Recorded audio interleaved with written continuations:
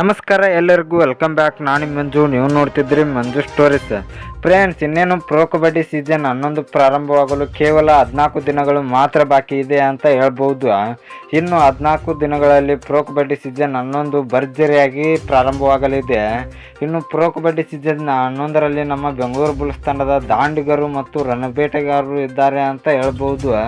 ನಮ್ಮ ಬೆಂಗಳೂರು ಬುಲ್ಸ್ ತಂಡದ ದಾಂಡಿಗರು ಯಾರು ಅಂತ ನಾನು ನಿಮಗೆ ಈ ವಿಡಿಯೋದಲ್ಲಿ ತಿಳಿಸ್ಕೊಡ್ತೀನಿ. ಅದಕ್ಕಿಂತ ಮುಂಚೆ ನೀವೇನಾದರೂ ನಮ್ಮ ಚಾನಲ್ಗೆ ಹೊಸಬ್ರಾಯಿದ್ರೆ ತಪ್ಪದೆ ಸಬ್ಸ್ಕ್ರೈಬ್ ಮಾಡಿ, ಹಾಗೆ ಪಕ್ಕದಲ್ಲಿರೋ ಬೆಲ್ ಐಕಾನ್ ಪ್ರೆಸ್ ಮಾಡಿ, ಆಲ್ ಸೆಲೆಕ್ಟ್ ಮಾಡಿ.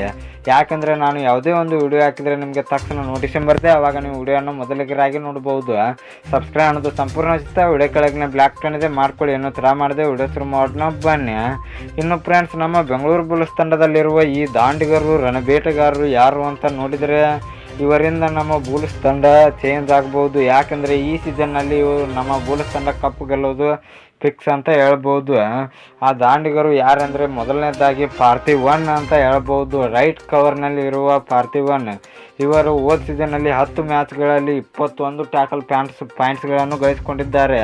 ಅಷ್ಟೇ ಅಲ್ಲದೆ ಒಂದು ಐಪೈಯನ್ನು ಕೂಡ ಗಳಿಸಿಕೊಂಡಿದ್ದಾರೆ. ಇವರ ಡಿಫೆನ್ಸ್ ಸ್ಟ್ರೈಕ್ ರೇಟ್ 33% ಇದೆ ಅಂತ ಹೇಳ್ಬೋದು. ಪಾರ್ಥಿವನ್ ಒಬ್ಬ ದಾಂಡಿಗ ಅಂತ ಹೇಳ್ಬೋದು. ಫುಲ್ ವೇಟ್ ಲಾಸ್ ಇದ್ದಾರೆ ಅಂತ ಹೇಳ್ಬೋದು. ಇನ್ನು ಎರಡನೇದಾಗಿ ಪ್ರತೀಕ್ ಗುಲಿಯಾ ಅಂತ ಹೇಳ್ಬೋದು.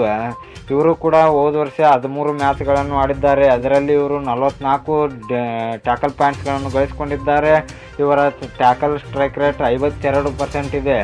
ಇವರು ಕೂಡ ಒಬ್ಬ ಬೆಸ್ಟ್ ಡಿಫೆಂಡರ್ ಅಂತ ಹೇಳ್ಬೋದು.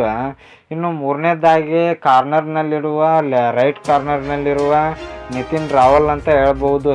ಲೆಫ್ಟ್ ಕಾರ್ನರ್ನಲ್ಲಿರುವ ನಿತಿನ್ ರಾವಲ್ ಇವರು 81 ಮ್ಯಾಚ್ಗಳನ್ನು ಆಡಿದ್ದಾರೆ. ಇದರಲ್ಲಿ ಇವರು 99 ರೈಡ್ ಪಾಯಿಂಟ್ಸ್ಗಳನ್ನು ಗಳಿಸಿಕೊಂಡಿದ್ದಾರೆ. ಅಷ್ಟೇ ಅಲ್ಲದೆ ಇವರು 10 ಸೂಪರ್ 10 ಅನ್ನು ಕೂಡ ಗಳಿಸಿಕೊಂಡಿದ್ದಾರೆ. ಇವರ ರೈಡಿಂಗ್ ಸ್ಟ್ರೈಕ್ ರೇಟ್ 78.3 ಇದೆ ಅಂತ ಹೇಳ್ಬೋದು.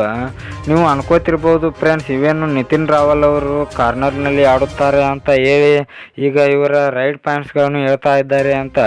ಹೌದು ಫ್ರೆಂಡ್ಸ್, ನಿತಿನ್ ರಾವಲ್ ಅವರು ಒಬ್ಬ ಆಲ್ರೌಂಡರ್ ಅಂತ ಹೇಳ್ಬೋದು. ಇವರು ರೈಡಿಂಗ್ ಕೂಡ ಮಾಡುತ್ತಾರೆ, ಡಿಫೆನ್ಸ್ ಕೂಡ ಮಾಡುತ್ತಾರೆ. ನಿತಿನ್ ರಾವಲ್ ಅವರು ನಮ್ಮ ಬೆಂಗಳೂರು ಬುಲ್ಸ್ ತಂಡದಲ್ಲಿ ಒಬ್ಬ ಸ್ಟ್ರಾಂಗ್ ಆಲ್ರೌಂಡರ್ ಅಂತ ಹೇಳ್ಬೋದು. ಇನ್ನು 4ನೇದಾಗಿ ಸೌರಭ್ ನಂದಲ್ ಅಂತ ಹೇಳ್ಬೋದು. ಸೌರಭ್ ನಂದಲ್. 5ನೇದಾಗಿ ಸುರೇಂದ್ರ ಸಿಂಗ್. ಈಗ ನಿನ್ನೆ ಕೂಡ ಖರೀದಿ ಮಾಡಿದ್ರು. ಸುರೇಂದ್ರ ಸಿಂಗ್ ಅವರು ನಮ್ಮ ಬುಲ್ಸ್ ತಂಡಕ್ಕೆ ಬಂದಿದ್ದು ಒಳ್ಳೆಯದಾಯಿತು. ಯಾಕೆಂದರೆ ನಮ್ಮ ಬೆಂಗಳೂರು ಬುಲ್ಸ್ ತಂಡ ರೈಟ್ ಕವರ್ನಲ್ಲಿ ಸ್ವಲ್ಪ ವೀಕ್ ಇತ್ತು. ಅದನ್ನು ಈಗ ನೀಗಿಸಲು ಸುರೇಂದ್ರ ಸಿಂಗ್ ಬಂದಿದ್ದಾರೆ ಅಂತ ಹೇಳ್ಬೋದು. ಇನ್ನು 4ನೇದಾಗಿ ಸೌರಭ್ ನಂದಲ್ ಅವರು ಇರುತ್ತಾರೆ. ಸೌರಭ್ ನಂದಲ್ ಅವರು ಎಂಥ ಡಿಫೆಂಡರ್ ಅಂತ ನಿಮಗೆ ಗೊತ್ತೇ ಇದೆ. ಸೌರಭ್ ನಂದಲ್ ಅವರ ಬಗ್ಗೆ ಹೇಳುವುದೇ ಬೇಡ. ಇವರು ಫಾರ್ಮಿಗೆ ಬಂದರೆ ನಮ್ಮ ಬುಲ್ಸ್ ತಂಡ ಈ ಸೀಸನ್ನಲ್ಲಿ ಕಪ್ ಗೆಲ್ಲೋದು ಫಿಕ್ಸ್ ಅಂತ ಹೇಳ್ಬೋದು. ಇನ್ನು ಫ್ರೆಂಡ್ಸ್, ನಿಮಗೆ ಈ ವಿಡಿಯೋ ಇಷ್ಟ ಆದರೆ ಲೈಕ್ ಮಾಡಿ, ಶೇರ್ ಮಾಡಿ, ಸಬ್ಸ್ಕ್ರೈಬ್ ಮಾಡಿ. ನಮಸ್ಕಾರ ಫ್ರೆಂಡ್ಸ್.